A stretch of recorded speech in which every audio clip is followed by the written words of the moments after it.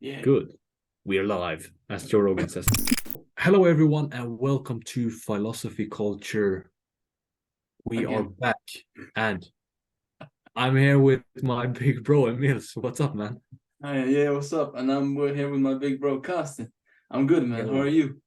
I'm good as well. I'm good as well. Good to be back. Yeah, sure. So, could you further introduce us to today's topic? Of course, of course. So today's topic is gonna be Mark Twain. Who's that? Maybe you ask. And he's a writer. If you didn't know that, he's a really big writer. And where we got the inspiration from to talk about him is from one of our favorite podcasts that is called the Founders Podcast. And so yeah, we will summarize his story and do a little back and forth, what we think about the story. And yeah, that's what we will do. So let the trouble begin.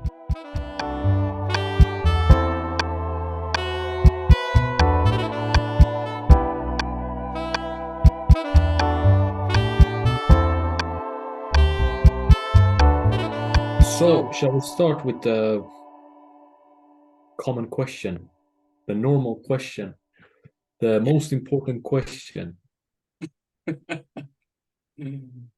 yeah, Good. go. Okay. So, why are we talking about Mark Twain? We are talking about Mark Twain, people, because uh, this we found out about this man from I think our favorite podcast. I would I would assume it is. Yeah, at least in the top three. Yeah, definitely. Yeah. And yeah, it's just a random name that we decided on to make a podcast about, and here we are talking about Mark Twain. He's a very influential writer, and yeah, seemed like a cool person. He has a really cool story, and yeah, so we wanted to learn more about him and kind of do our best to present him to you guys listening. So that is why it is important for me. Um, yeah. So yeah. What about you, Carsten?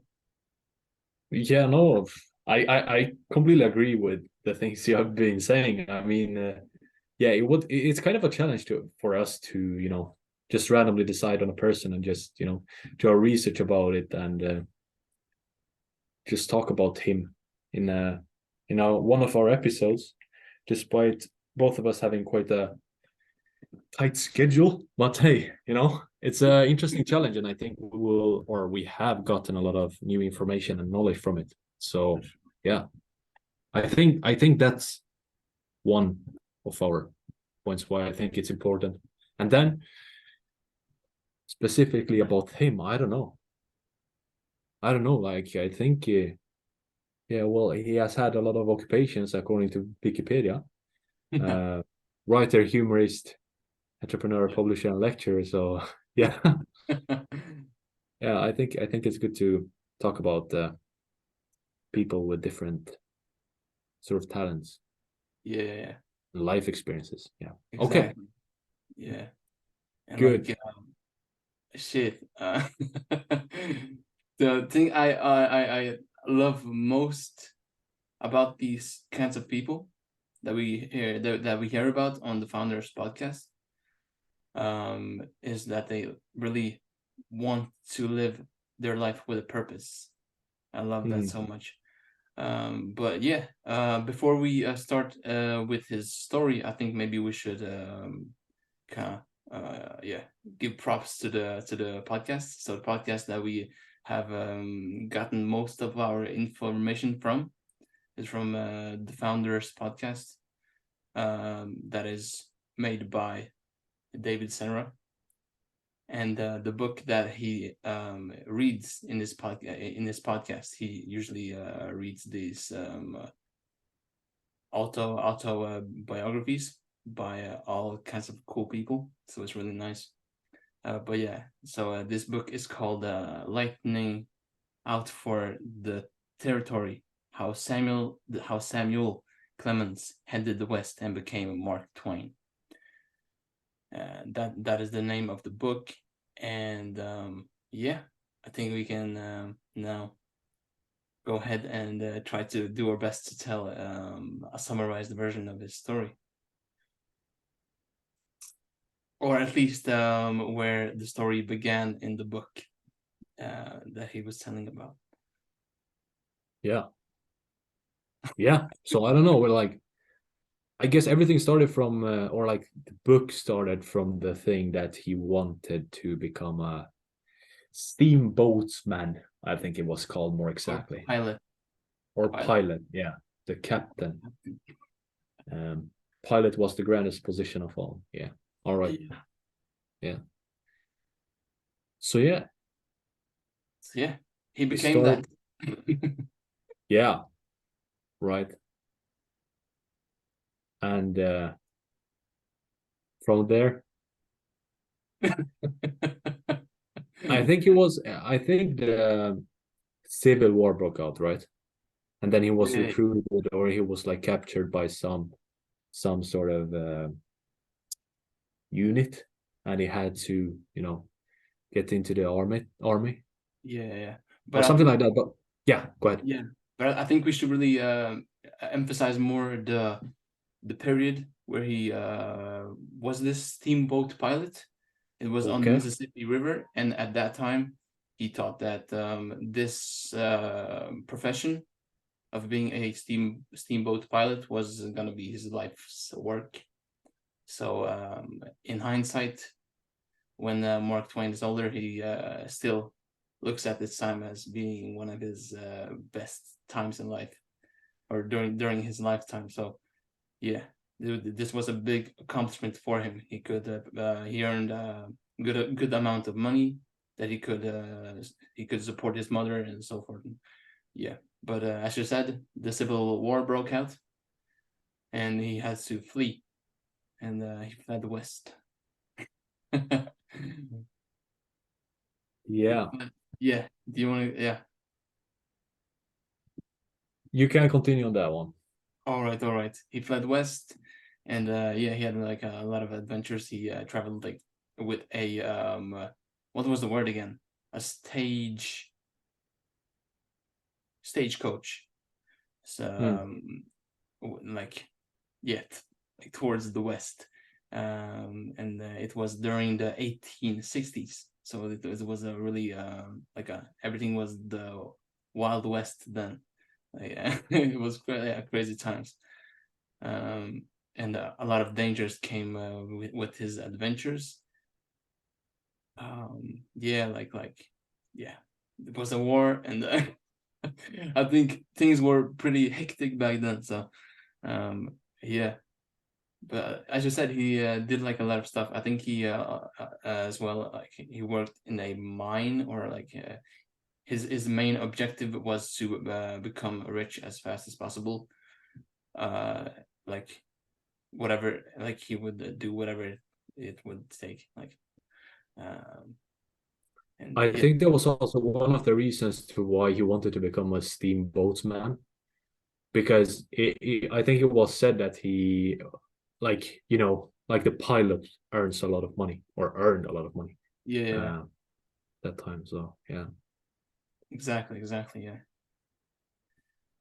Um, yeah, I don't know how he ended up like after his travels.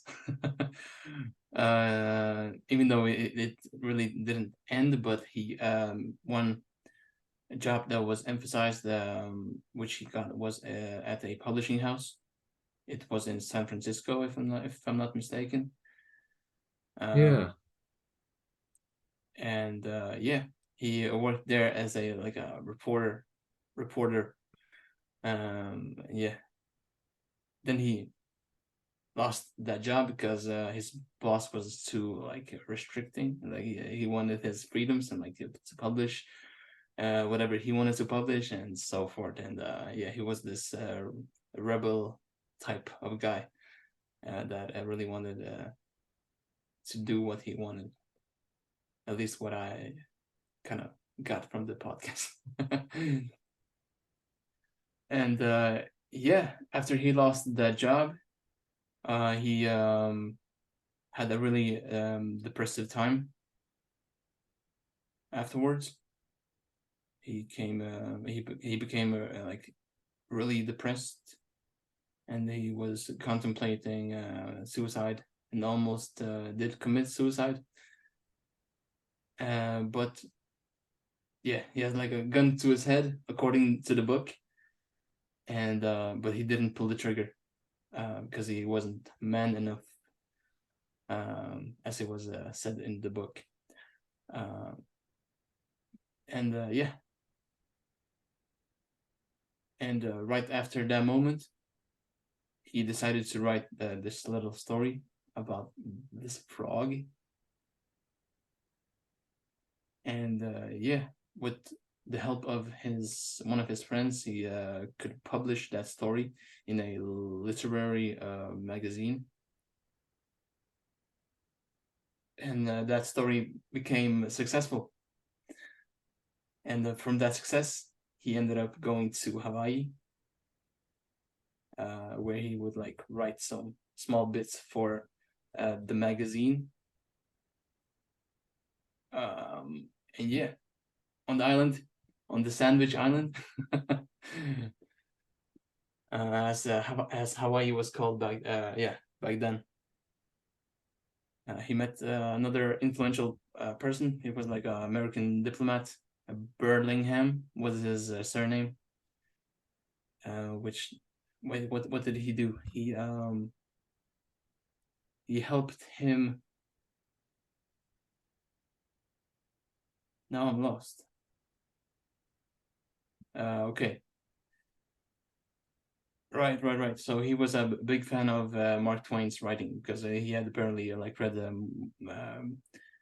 few of his articles and pieces that Mark Twain had written, and so yeah, he thought that Mark Twain was a genius, and his advice to him was to redefine or refine his association, and to surround himself with men with superior intellect and character, and to always climb. That was kind of the advice that he gave to Mark Twain, and that advice, he had like, he really stuck by that advice, and like yeah, always followed that advice. But yeah, in Hawaii, the same man, the Burlingham, he arranged a interview that would yeah, be like a source for his next viral story.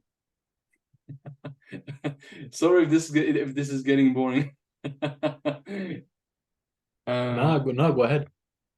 Yeah, but he interviewed some survivors from a boat wreck that happened south of Hawaii, and yeah, that American man, Burlingham, helped arrange yeah, for Twain to be the first person to interview those survivors, which then blah,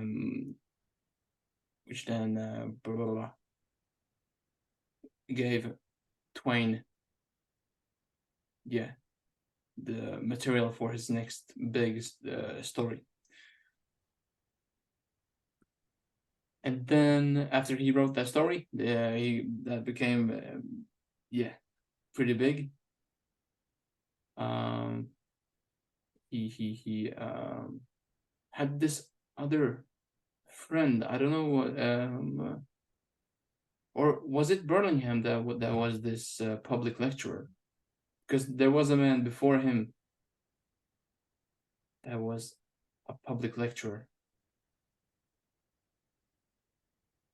I recall from the podcast, but I'm not sure. But at least he became a public lecturer himself after the story, and then yeah, by now he's earning like a good amount of money, traveling around and doing these shows, which he also promoted through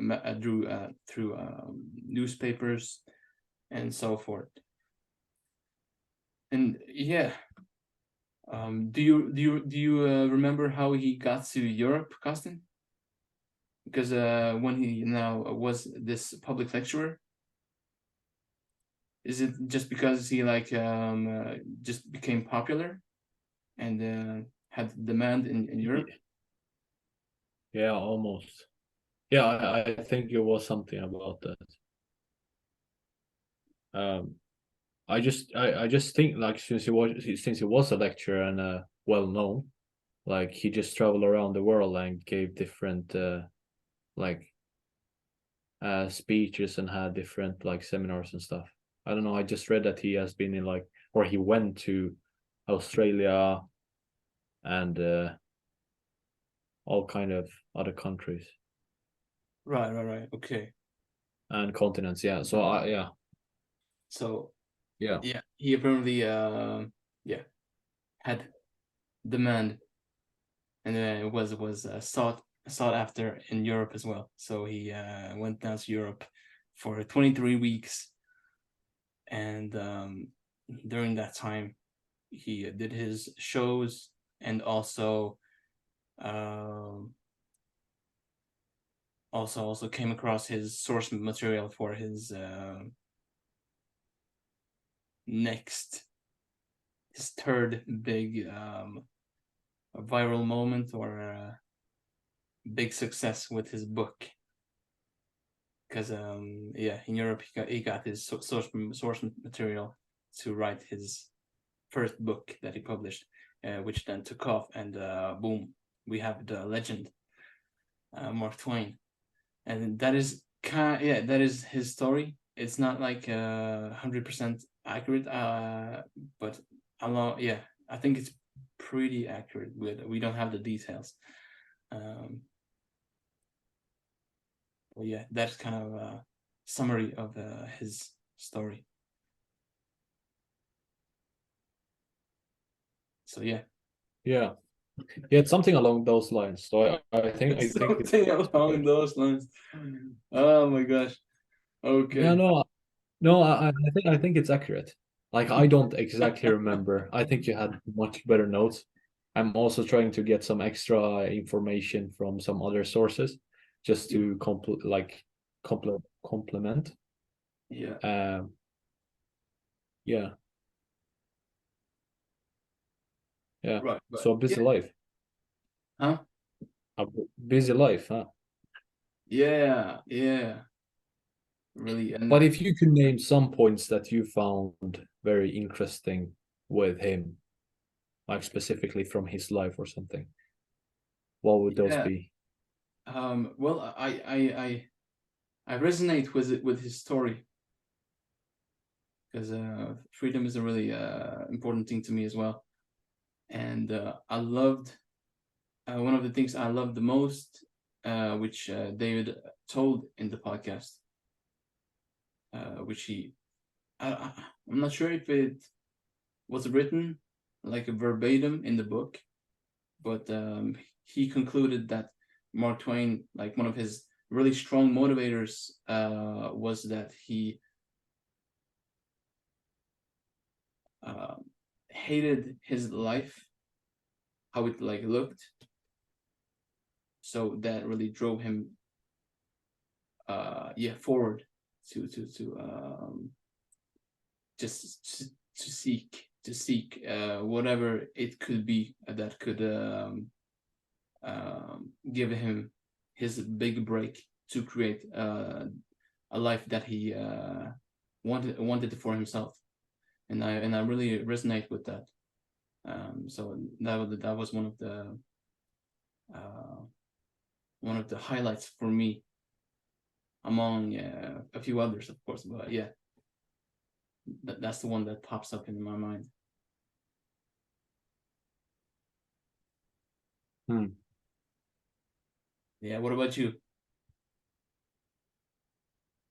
Yeah, no, no, that's interesting. I think that's a major point for me as well.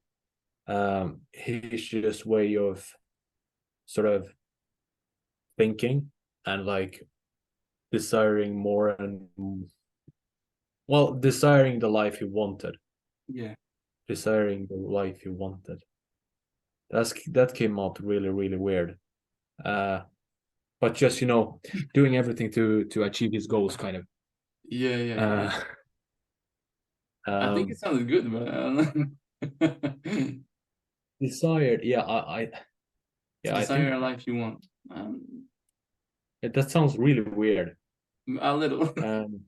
Yeah, Oh, whatever. no, but like, yeah, he had some standards that he wanted to achieve, Yeah, since he wasn't like completely satisfied with his life, and he chose to do something about it. So I really like that, and I really respect that. yeah, Um, and yeah, I think it's really interesting to see how some, like, even though this happened like 100 years ago or even more, some stuff could like still be applied in today's life. Uh, so I think that's really cool. Um, and yeah, yeah, it's interesting because I think I think they said in the podcast that he didn't want a normal life, or like while he was working as a journalist or a reporter, I yeah, think he said that he had the kind of the same routine every day. yeah, yeah, yeah. So he was like really unsatisfied with that, and he was like, yeah, this is not the life I want. Exactly. Yeah, And I yeah. think like, yeah, You think? yeah, no, and I think like his overall life was kind of interesting. You could see a lot of up and downs, and like,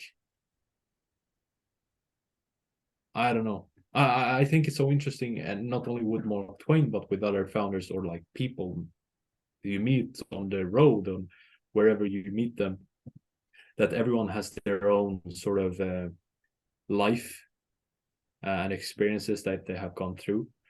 Uh, and so yeah, it's interesting. Yeah, yeah, for sure, for sure. Yeah, What was I gonna and say? then yeah, sorry, go ahead. No, no, no. Go ahead. I'm blacking out. I'm blacking out. I don't know. No, and then it was one from like, I also watched a few YouTube videos on this, and he was like, it seemed like he had a lot of, not deja vus. I wouldn't call them deja vus, but like, he could somehow not predict either, but like see in the future. Um, because I think, well, if we scroll back a few pages or a few years in his life, um, where he was working as a steamboatsman, uh, while working as that, he also sort of employed his brother, his younger brother, All and I right. think a few months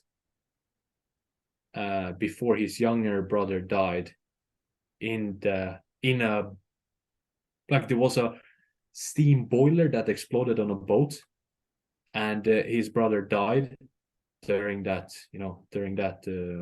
sort of The accent. Yeah. accident. And the thing was that I think he said that 1 month before it happened, he sort of dreamed it. So he was like very.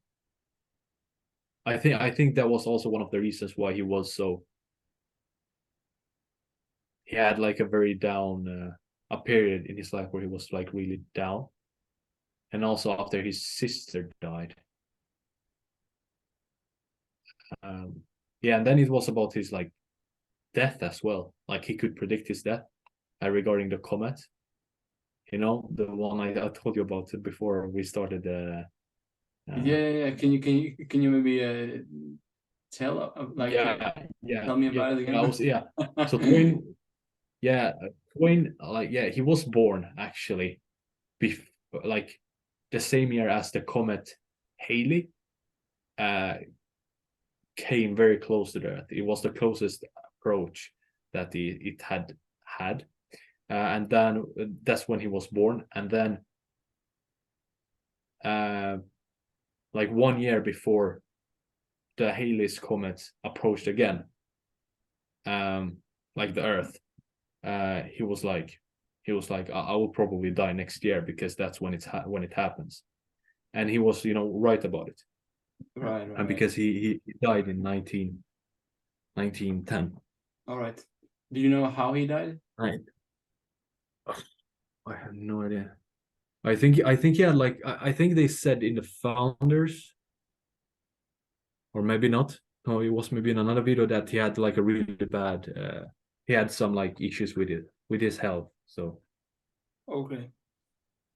oh All right. well, he died of a heart attack, April 21, 1910. Mm. All right. Yeah. Easy. So yeah. All right. Do you have any other highlights from the story? I don't have so many other highlights. Um, not what I can think of right now, but just his liberal thing with his like liberal way of being. Um, it's really interesting, and then his sort of predict predictions. Um, so yeah. How about you? Do you remember the thing you was gonna say? No. Oh, But yeah, I don't know. I think it's. I just really adore. I feel like so there's so many people that are like stuck with the whole social media addictions and so on, like all that stuff, and that it really robs so many people of having adventurous lives like this. This is like for sure it's dangerous, but like I think this is what living a life is like. Especially if you are a man, like I think we should be searching after our life's work, and then yeah, and after new experiences, you know, yeah, to exactly. I mean, it's a sort of. I think it's really normal that it goes down sometimes, right? But I think that it should go like it should still have a sort of increasing pattern, even though it sometimes go like in the long run, it should increase like your knowledge and your experiences and you know Yeah. uh, so yeah. And I obviously well, that could be like a totally new episode uh of maybe we could discuss how the life was before um, the social media and all these technology. Yeah. Uh, because I don't know about you, but I actually had a few years which Yep. I remembered when I Yep. didn't have any social Man. media or a smartphone. So Yeah, yeah, me too. Like I think I got my first damn. I got my first phone when I was in first grade, but it was like a really small white phone with like like the numbers keyboard, yeah, yeah, and yeah, the screen was like I don't know this big, and yeah, yeah. it was black and white, but it had like Oh yeah, like an orange light to it. yeah, And like but yeah, before that, like shit, nothing. And it was now when you look back at those times, bro, that was amazing. Like you played, I don't know, spies with the neighbor kids, and like and whatever, you knocked on the door yeah, to have your friends, let's say your friend's name is um I don't know, Mark, yeah, and then you would greet Mark's mom with, "Hi, Mark's mom." Is Mark at home? You know, I don't know, stuff like that is just Yeah. damn. Yeah. Yeah. The simple life. So Yes, definitely. Yeah, everything is so complicated now nowadays. yeah, I think it depends from where you look at it, of course. Because nowadays you could say that, oh, it's better because you have a bigger reach, right? So you can sort of make more friends online. Even though I think on the other side that the sort of concept of having a friend is very, very overrated, if I can call it that way, in the sense that you could have And- so many friends online, Yeah, yeah, yeah, yeah. which It's like I overused don't or know. like After 1 year, yeah, he's hacking your phone or I don't know what. So yeah, for sure, for sure. Yeah, yeah, that's something we should do an episode about, I think. yeah. Uh, yeah. Yep. I feel like we are doing an episode on it right now. Right now, yeah. But yeah, I don't know. That's Mark Twain. Yeah, I guess. I think we will continue doing these podcasts about other people as well, since it is definitely one of our favorite podcasts to listen to. I think we can draw really, really, really great lessons from the podcasts, especially for people that are ambitious. Hmm. Yeah, but one thing I have actually about the story, a really big detail that we didn't mention is that Mark Twain, his name in the start of the story is actually Samuel Clemens, Yeah. and I never found out how how he what was the reason for him to change his name. Is it like a pseudonym? Is that how you say it? Pseudonym? Certainly, yeah. I think he had many names during his life, to be honest. I think Mark Twain is just the last one that he got like really That famous he for. stuck with. Eh? Yeah. Okay. No, but he had like I think two or three other names. Before having Mark Twain, so that's interesting. And I couldn't find the reason why he changed his name either. Right, right. So the whole thing I found is like Mark Twain was the lead man's cry for a measured river depth of 2 fathoms, if that's how you pronounce that word, which means 12 feet, which was the safe water for a steamboat. So Mark Twain basically meant that the river depth was of 12 feet. Ah, It was a sort of a signal you said, or like a thing you said when it was like fine to drive the riverboat through a okay. certain place in the river. Yeah. Right, right. Okay, okay. Um, That's interesting. yeah. So that's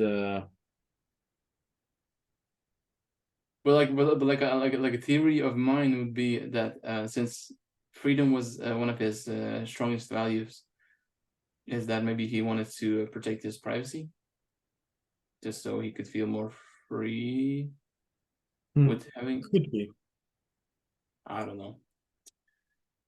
Yeah, whatever. Okay, guys. I think this is it for the episode, right? Yeah. If you don't have Just anything something else, quick to add. huh? Something quick to add. Well, before his name was Mark Twain, uh, he named himself also Josh and Thomas Jefferson Snodgrass, Not dress. according to Wikipedia. All right. So yeah, All right. yeah. So many There you names. have the sources. Huh? Yeah, there you have the source. In case I'm Yeah, wrong. exactly. Yeah. But yeah, many names, many adventures, a really cool life. Maybe we will redo this episode of Mark Twain in the future. Maybe it's if we yeah, have more interest in Mark Twain. But other than that, I think we covered the basics. Yes. And yeah. Bam. All right, guys. So here's where the trouble ends. And thank you so much for listening to another episode of Philosophy Culture. We hope that you got some nice insights about Mark Twain, that you learned something about this really incredible man. And yeah, that it will help you navigate life's spin. Exactly. And don't hesitate to comment down below if you have any ideas of other well-known persons we should make an episode of. And do not hesitate either to subscribe to our channel so that we could follow each other's growth. Oh yeah, that's for today. Yeah. All right. Until next time. Until next time. Adios.